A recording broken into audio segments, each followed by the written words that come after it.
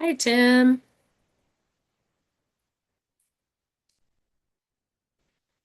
Glad you hopped on a little early. Just make sure we're all good.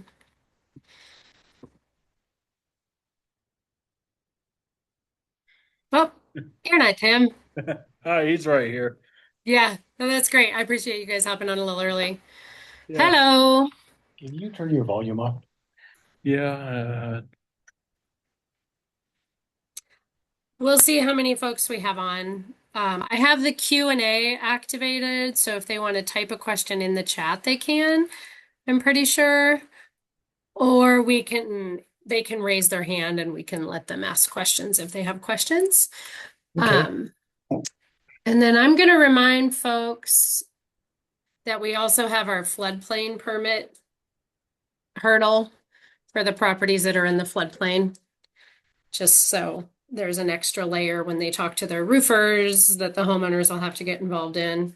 Um, so Well, and then, anyway, there's that. and then one other thing that we're going to mention is to make sure they get HOA approval. Oh yeah, that's a good idea. Yeah. If they need it, that's on them to do. That's good. Right. Yeah. Thank you for that. Um, Richard Brewster. Oh, that's you, Ricky. Yeah. Got it. I was like, who's that? Never mind. Yeah. So, are you feeling ready to get out of town, Tim? Yes, I am. Good.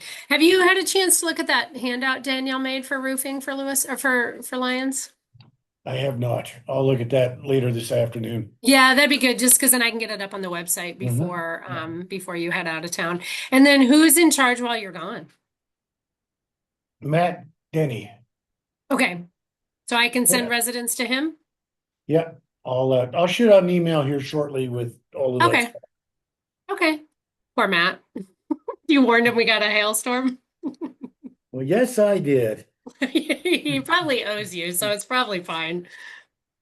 It's funny how that works. Right?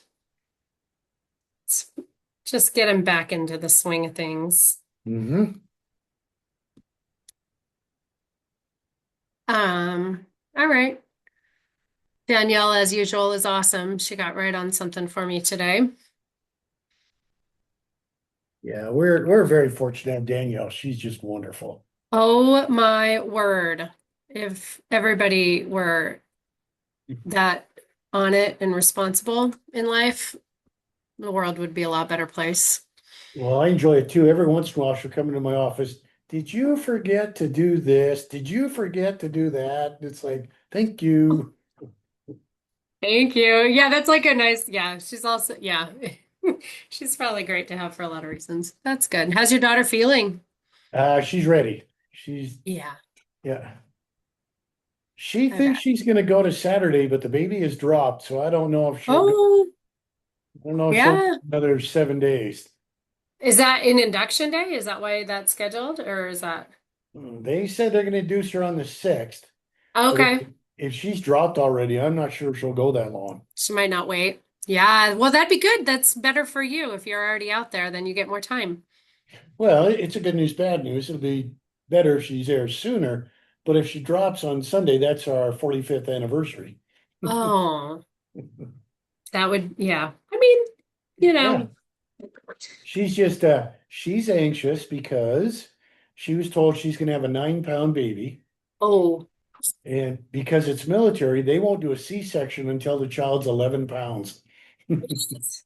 okay. I mean, if obviously if something happens in delivery, but dang, Right.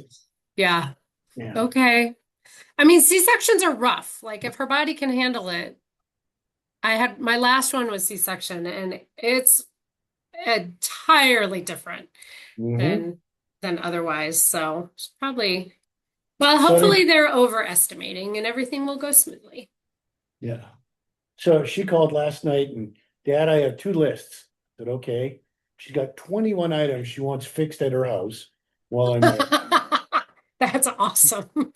And then she's got a list of meals she wants me to cook for her while I'm Oh, there. So, that's so, I mean, that's your whole job. Like that is why dads come, right? Like that's yeah.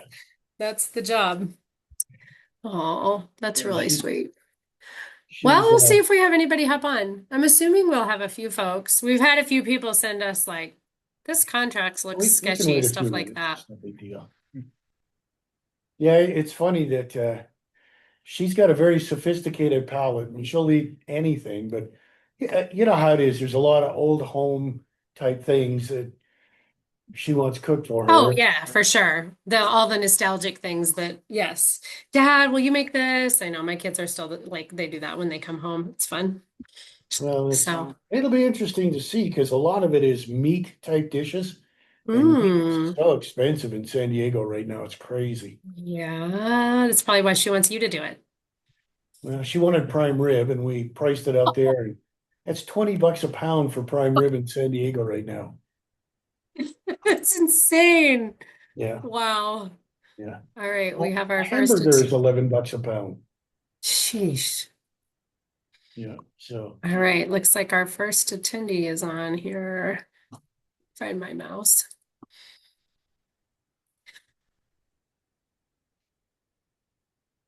and of course, a lot of the things that she wants done are barbecue type stuff that are relatively involved. What At what least is it's this only for? 80 above there. Oh, that'll be nice. Yeah. Yeah. Do you want to try and see if you can share your screen real quick? Sometimes I have to change a setting for your PowerPoint before we get started. Okay, now you should be good. Okay. Well, perfect. Okay, we'll go ahead and that looks like it'll work. We'll stop for now and then if you want to stop sharing now and then once we get intro, we can go. I just wanted to make sure we didn't have any hiccups. Should be a stop share or like a stop sharing thing Yeah, at the top of your screen, I think. there we There you go. go. Great. Who do we have joining us? Looks like we've got two folks who have hopped on. Thanks for coming. We're going to give, obviously, probably wait another, probably 5 minutes here before we get started. So we're glad you are taking the time to learn a little bit.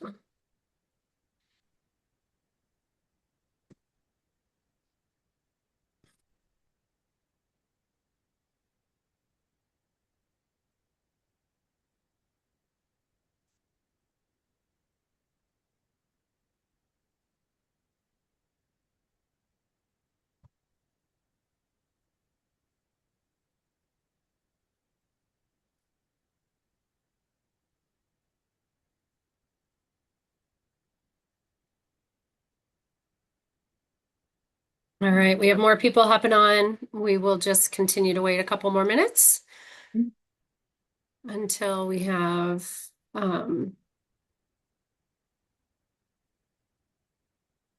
give folks a few more minutes to hop on.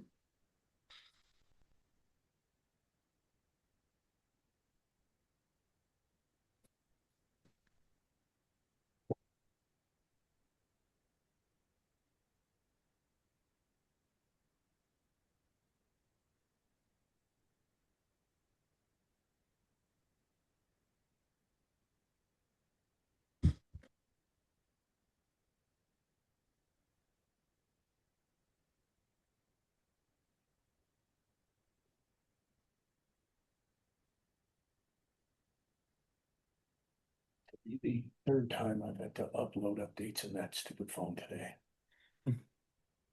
Yeah, I've been having problems with mine. Right.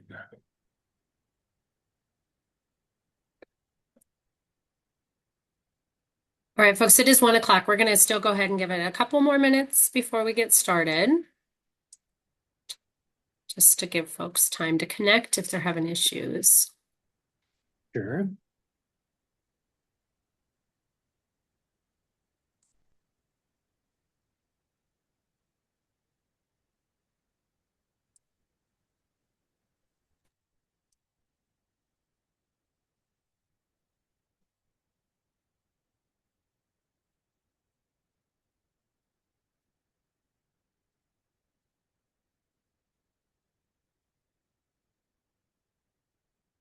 All right, we still have a few folks popping on. I know it's 1 minute after, but we'll still give it another minute or two here.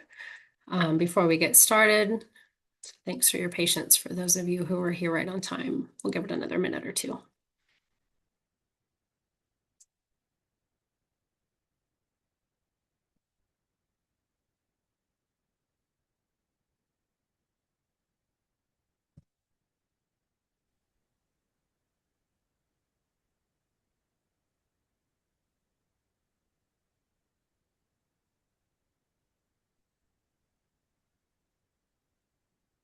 All right, we'll do one more minute.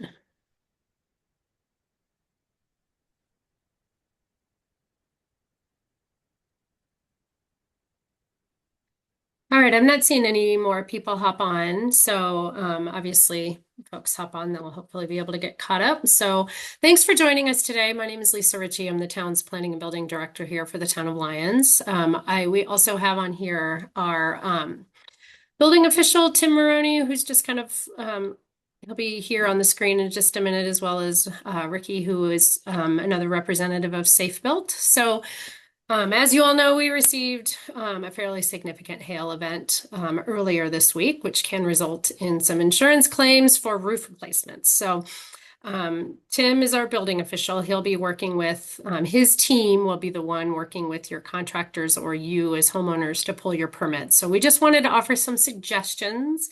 This isn't legal advice. I would say do your own research too, but just in our experience, when these hail events happen, it can result in a lot of roof replacements. So we just wanted to share some lessons learned. We don't do webinars very often here in Lyons, but there should be a raise hand button down at the bottom of your screen. There's also, you can pop questions in the chat. I'll be monitoring that.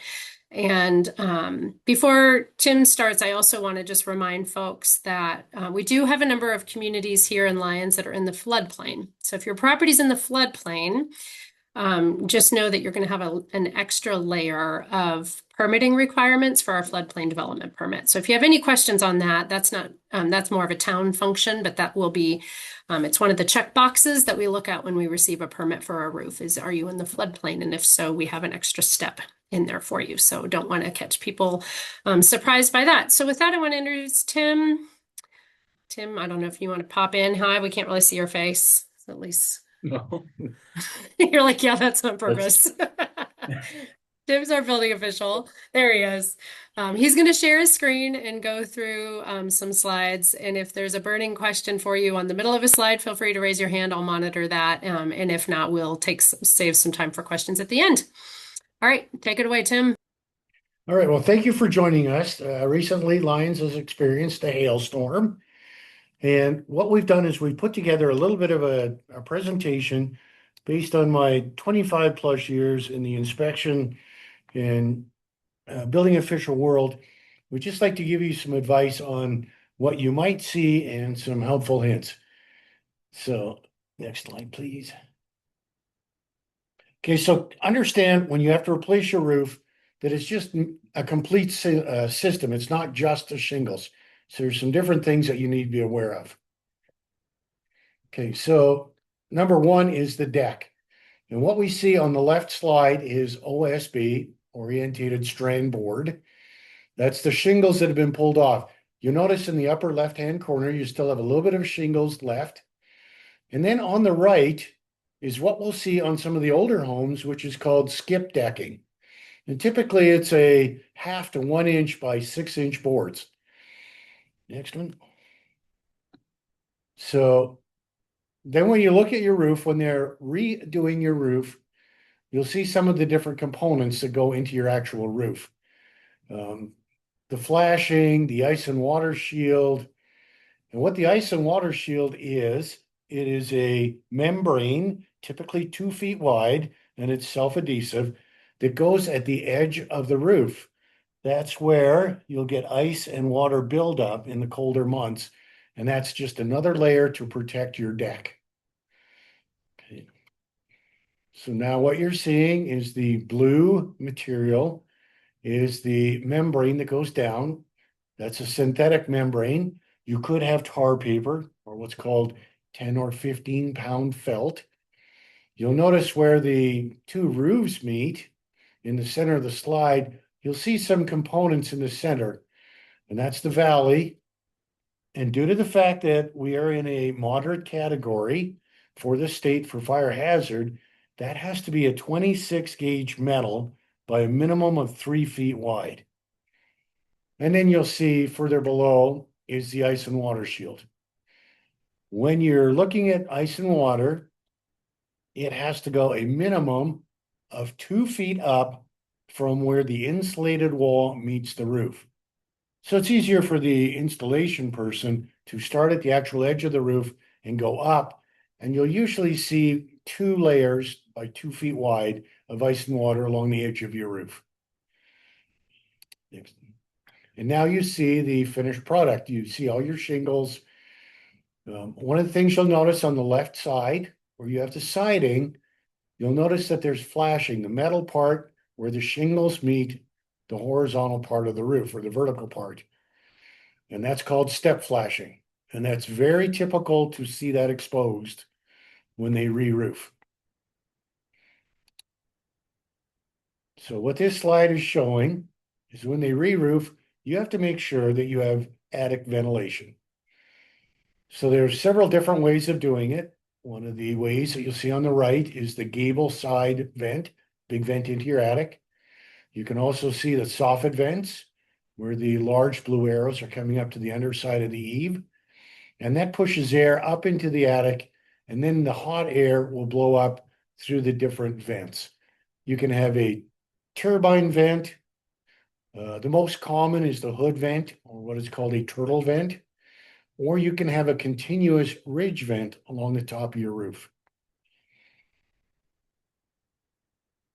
Okay, so a hailstorm's occurred. You're thinking that your roof may have been damaged. First course of action typically is to get a hold of your insurance. And they will send out an adjuster to look at your roof and tell you, do you have significant damage? Do you need to replace it? What is the status of your roof? So one of the things that we suggest and recommend is that you contact a local contractor. They are most familiar with the area. They're most familiar with the required codes, and almost always they're insured and registered in our area. A lot of times these contractors are competitive, if not more uh, cheap or inexpensive compared to a lot of the companies that filter in right after the roof. Next slide. So you look at some of the things that are involved. Labor, material is the big cost in replacing your roof. Demolition, where they scrape off the existing roof, it's not that big, and typically that's 4 or 5 hours for an average roof. So when you look at that, the cost and budgeting, right now, our experience is you're looking at a standard asphalt shingle roof. You're going to be looking at approximately $5.50 to $7 per square foot of roof. Okay. So there's two different kinds of warranties. The manufacturer, well, they will manufacture or warranty their materials. And then the contractor that does the roof will warranty the workmanship and the installation. That being said, read your warranty. Do not accept a verbal warranty. Check what the warranty says. Be very careful if you're hiring an out-of-state contractor, a lot of experience. Well, they'll promise you the earth, the moon, and the stars. And if there is an issue, it's impossible to get warranty work for them. And we call these warranties typically the tailgate warranty or tail light warranty. They're good till you can't see their tail lights anymore. So be very careful if someone approaches you or phones you, if they reach out to you, be very careful on who they are and where they're from. We see a lot of roofing contractors coming in from out of state and they chase the storms. They follow the storms and they promise you a screaming deal on your roof and they get it done quickly. Unfortunately, there's no local presence. There's no one to speak to locally if something goes wrong. Next slide.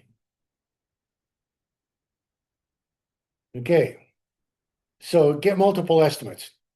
I would suggest you get a minimum of 3 estimates from local or reputable companies. Check their credentials, make sure they're licensed, make sure they're registered. Ask them about their experience. Ask them about what products they're going to use, timeline. Get it in writing. Everything is good in writing. And please, please do not pay 100% of your roof up front. A lot of the contractors will accept half when they start because they've got to pay for their material. Do not pay for it up front. As soon as you paid for it, you've lost all leverage. Um, so asphalt shingles are the most common and affordable material people use for their roofs. So what you see right there is architectural. They're called architectural because they're not all the exact same size. Another product is a 3-tab shingle. It's still asphalt, but it's a more uniform looking shingle. Next one. So clay or concrete tiles, that's not used a lot in Lyons. They're very durable. They're fire resistive. They'll last over 100 years if they're installed and put in correctly, but they're more than double the price of an asphalt roof. Next material, slate. That's a very high-end roof. They're very nice looking. They're very durable, but they're very expensive. So wood shingles, they're beautiful. They're high maintenance. They're expensive, and there's very few of them out right now that will meet the Colorado Wildfire Resilience Code. So when we talk the resilience code, based on where Lyons is and based on the exposure, you have to have what's called a Class A roof, which is a 1-hour resistive roof. The average wood shingle will not meet this requirement. Then there's metal roofing. So this is what you're used to seeing on a metal roofing. Keep in mind, new products are coming out where they've got what's called a stone covered metal, and they look almost identical to asphalt shingles. You don't get that typical loud noise when the rain is falling. And they're very resilient, and they'll last 80 years, probably 60 to 80 years easily. Next one. So the fire resilience code, you're in a moderate hazard. So it has to be a Class A fire rated roof. All the valleys have to be covered in metal flashing. Gutters and downspouts must be non-combustible. You cannot use vinyl or plastic gutters or downspouts. The vents in the eaves and at the peaks must be fire rated or have mesh coverings. You don't want embers to be able to get into them. That will apply as well to the vents on top of the roof for the plumbing and or radon system. They have to be covered in a 1/4 inch or an 1/8 inch mesh to provide embers from going into them. Okay, so again, compare your quotes, ask questions. A legitimate contractor will not mind you asking questions. How long is it going to take? How many people are you going to have on the job? Is there going to be anybody on the job site that speaks English? I'm not trying to be any kind of biased against anybody, but that's very important. If you have a question on your roof or what they're doing or how it's going, even for safety purposes, it's very important to have at least one person on the site that can speak English. Another thing you're going to want to ask, will the company be providing a porta potty if you don't want the crew coming into your house to use the bathroom? It may seem like a very simple thing, but trust me, when you get 6 or 8 hot, sweaty roofing people, do you want them in your house using your facilities? So then choose your materials to your liking, confirm that it's a Class A. With that, I highly suggest that you talk with your homeowners association, if you have one, before you commit to a specific product or color. We would hate to see you put a roof in and have the HOA come back later and say, unacceptable, go ahead and remove it and replace it. You do need a permit. If there's more than 100 square feet being replaced or repaired, you need a permit. With the fire resilience code through the state, if 25% of the roof is replaced, you have to replace the entire roof. So read your contract to see who's responsible for obtaining the permit. I have seen over the years where roofing companies will come to you and say the permit was $2,000. Typically, it's not. You're looking anywhere from $200 to $400 for a permit, approximately. And the town is more than happy to tell you the exact cost of the permit. That's a public record, it's not a secret. So if you think your contractor's inflating the cost of the permit, feel free to give us a call and we'll tell you exactly what he paid for it. So if you talk to a contractor and you say, yes, do my roof, they pull a permit and then later on you decide, I'm not comfortable with this contractor, depending on your contract, you can change contractors. If you get someone coming to your door and saying, hey, I'm doing 8 roofs in the block, I also pulled a permit for your house. Now that I have a permit, you have to go with me. That is not the case. If someone pulls a permit without your knowledge, you are not responsible to interact with them in any way. So then as your discussion with your contractor is going to go, how are you going to cover the plants? How are you going to cover the lawn? How are you going to cover or move furniture? Are you going to be parking in my driveway? What's going to happen if you drop stuff off the roof and you break something, or you have a big heavy trailer on the driveway and you crack the driveway? A good contractor will have no problem discussing that with you. So as you can see, you look at the roof, look at how much stuff is down on the ground on the right-hand side of the home. You've got a lot of vegetation there. How are they going to protect that? So what you see here is it's where the roof meets a chimney and you've got head wall flashing. Talk to your contractor. You notice that's pretty old. Legally, they can reuse it, but it can't be deteriorated or damaged. So if you look at that flashing, that needs to be replaced. Okay. So we're back to skip decking. This is an older style of roof decking where they have the 1x6 or 1x4 boards on the roof. You see they've got large gaps there. Most, if not all, of the roofing manufacturers will not warranty their shingles or their product if those gaps are more than a ½ inch. So talk with your contractor. They'll be able to tell you very quickly if you have skip decking. And they may have to redeck it or move some boards around or replace damaged boards. So you see the board closest to the eave, lower center, there's a lot of damage there. They would have to replace that board. Okay. If you get up and you've got OSB or plywood decking and there's been a leak, you're going to get damage like this. This is water damage that over the years has rotted the deck. That will have to be replaced.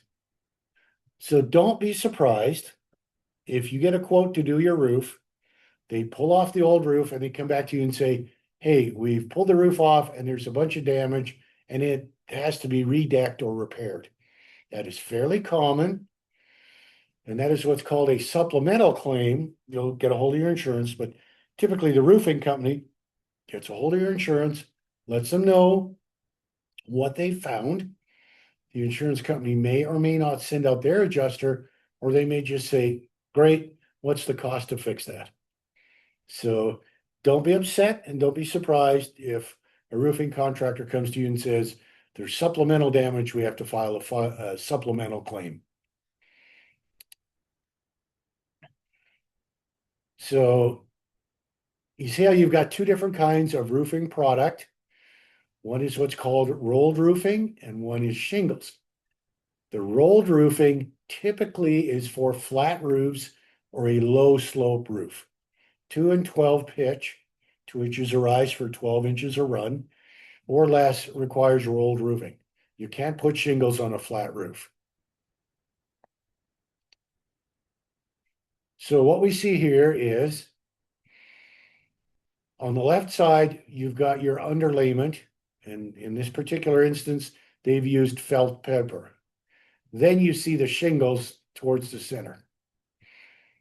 So in every product they use, they will have manufacturer's installation instructions on how to install it. And a good contractor has no problem giving you that or leaving that with you.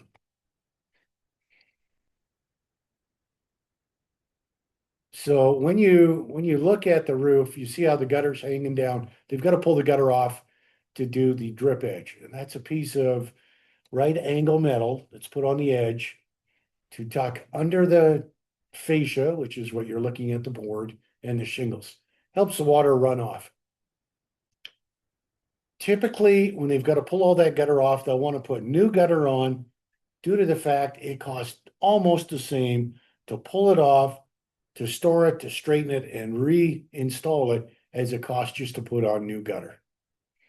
So discuss that with your contractor and discuss that with the insurance adjuster, just so you know what they're proposing.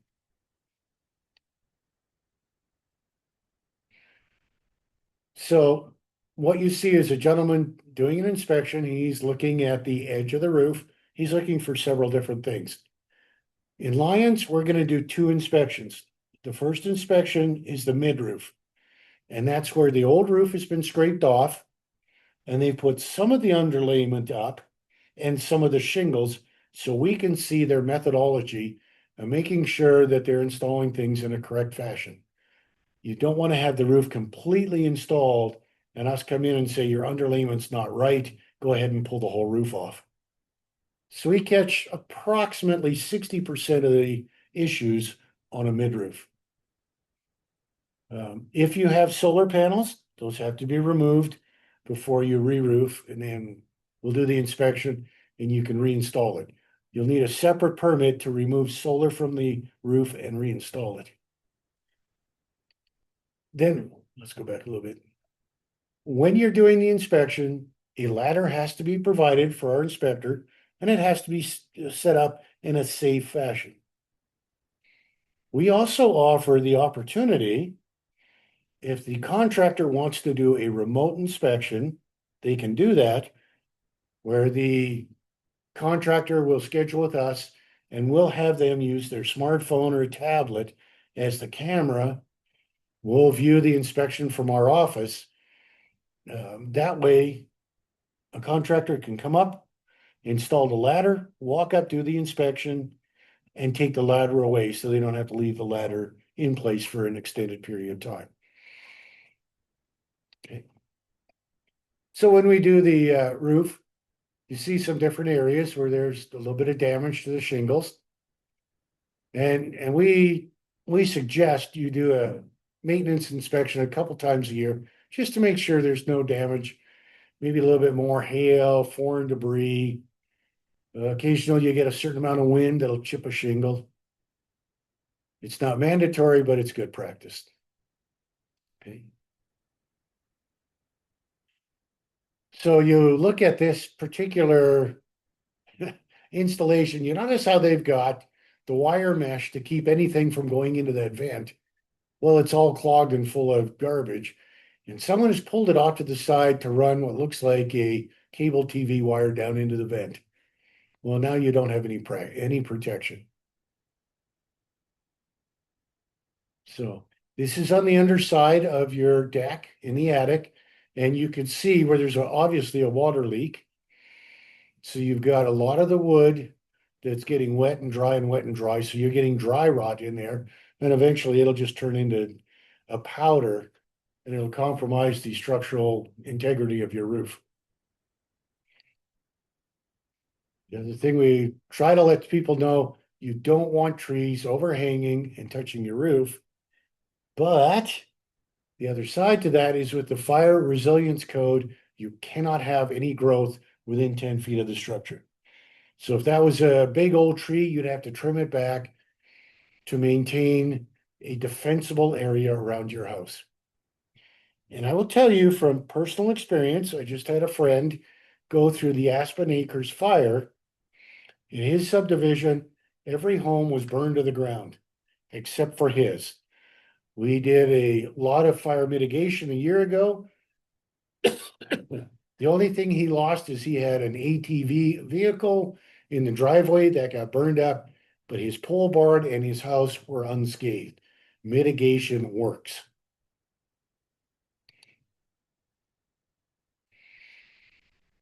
So again, you're looking at the gentleman looking at the roof once it's all done. Don't be surprised if you look at your roof when it's done and there's a big metal hook on your roof.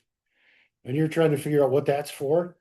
That's where the workers have installed the big eyelet and they attach their safety lanyards and ropes to it. And that will stay there for the life of the roof. Anybody else inspecting the roof can hook onto that and use it.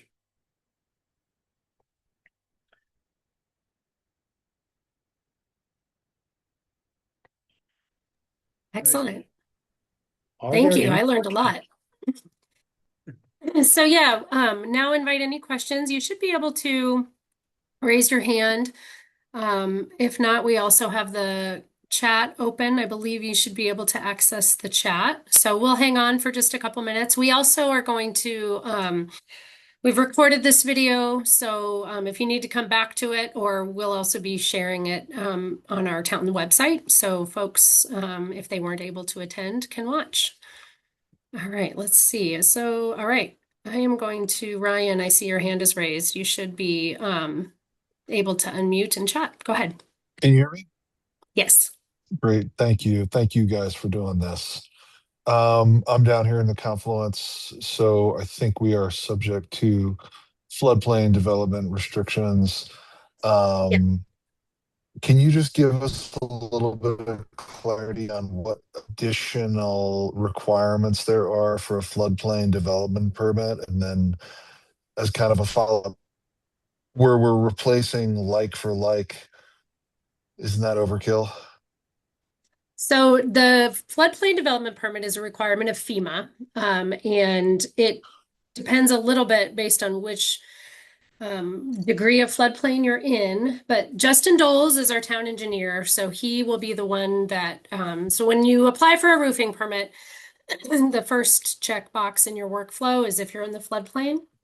So typically, those are going to add about, excuse me, 2 to 3 weeks before we're going to be able to issue your permit.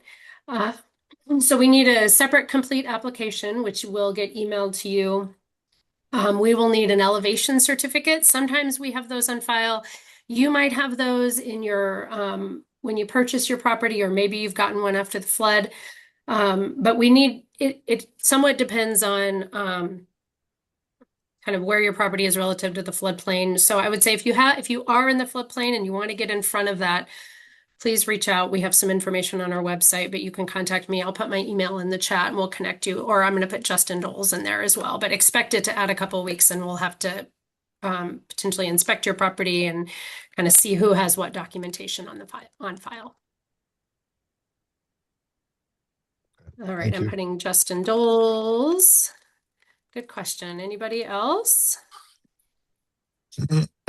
Questions?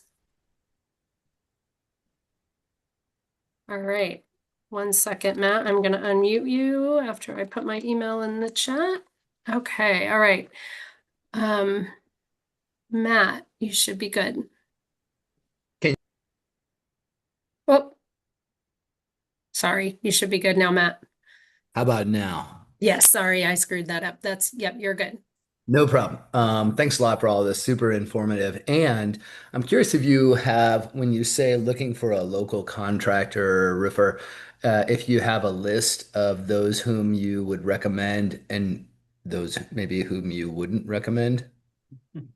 We can't make official recommendations, but we can share with you which contractors are licensed in the town who have already applied for a contractor license. And I would recommend you talk to your friends and neighbors. Tim, anything else you want to add on that? No, Colorado Roofing Association would be a good resource. And Lisa's absolutely correct. We are not allowed to recommend or not recommend a specific contractor. Better Business Bureau is a great resource during a high hailstorm time because they'll get flooded with the real bad contractors.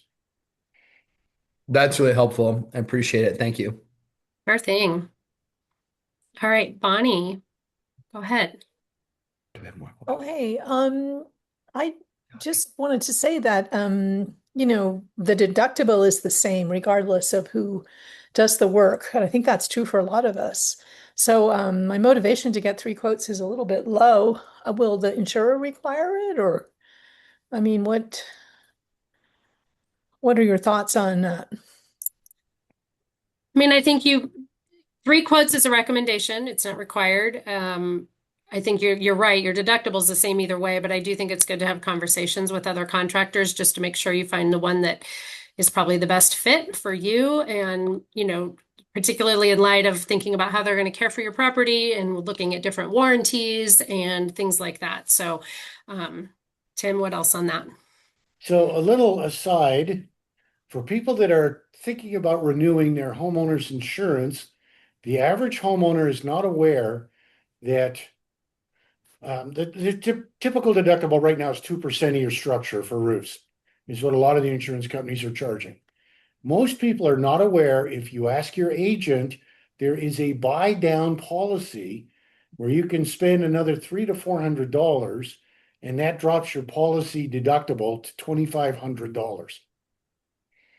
So you need to think in the back of your mind, do I want to pay an extra $300 a year and roll the dice, or do I want to save that money? But there's an option to buy down your deductible to a lot more reasonable rate.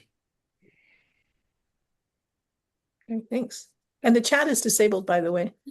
Yes, I can see that. We can only use the Seeing your Q&A. questions. Okay, so you can just do the Q&A. Got it. Yeah. Okay. All right. So so I think you can put any questions you have in the Q&A if you don't want to raise your hand. Bonnie, I do see yours in there. And then, so let me see if I can enable the chat if that's easier. It's So probably a the setting other I'm not sure how to do, but the Q&A looks like it's working. So feel free to put questions in the there. other thing with a deductible is, I'm not sure if they're supposed to do it, but different contractors will work with you on a deductible. One of the things we see a lot when you get a hailstorm go through, the insurance will pay to replace all your vents, all your vent caps. They'll pay to do all of that. And a contractor will go through with you and say, you know what? This doesn't need to be replaced, but you got an allowance for it. This doesn't need to be done, but you got an allowance. And we can put those different things towards your deductible, and they can work with you on figuring out how to minimize your deductible. Great questions, everybody. Any more? I don't see any hands raised, so we're going to give folks another minute to find that raise hand button. I see a couple Q&A come in. So this presentation will be made available on the town's website. I'll work with our communications person, Kim. We'll get this uploaded on our YouTube, hopefully, as well as I'll put a link on the town's building department page. And then when you say a local company, do you mean anywhere in Colorado, Tim? Well, I'm thinking more in the greater metro area, Boulder metro area. My experience has been the local companies, I'm going to say within a 50, 70-mile radius, are going to be much more responsive to needs and scheduling. If you get a screaming deal from someone out of Lamar, you might not be happy with the final product. And if you need any repair or follow-up, it's a lot harder to schedule and get them to respond. Great, thank you. So we have a question about the list of contractors permitted around here be shared. Typically, we don't make that publicly available on our website, but we do have all of that. Again, shoot me an email. I'm happy to provide that to you directly. We can see if we can put it on the website, but it's a pretty long list and not all of them are going to be specific to roofing. So if you have the name of one you'd like me to check, also, just because they're not permitted, or excuse me, they're not currently licensed, doesn't mean that they can't work in Lyons. It just means they might not have worked here in the last few years. We recently switched contractor licensing software, so we're kind of starting fresh with new lists. So they will need to pull a contractor's license before they're able to apply for and issue a permit. If they're curious about timeline, that usually takes about just a couple days. They will need to submit a copy of their certificate of insurance so that we can validate that they have proper liability insurance and things like that for your protection. Um, so, but yeah, just call ahead if you're not sure they're on the list yet. We're happy to answer that. So Tim, you mentioned, there's a question in the chat about vegetation clearance. So with Is, vegetation, we're talking about trees, mostly keeping the branches 10 feet back, trimming your tree so you don't have that overhang. okay. Because we're in a moderate hazard, it's 10 feet. I think it's 5 feet for vegetation on the ground. And that's in the Colorado Wildfire Resilience Code. And you can go So online. to be clear though, the 5 feet clearance isn't triggered as a result of a new roof, but is the 10 feet for trees around a roof triggered from the new code? Any permit, the code is triggered. Okay. All right. So if you have any questions on that, specifically, if you're not sure about the vegetation on your property, please don't hesitate to reach out. Okay. I'm not seeing any hands raised. I am not seeing any more questions in the chat. Again, my contact information is in the, hopefully you can see it. I did put it in the chat.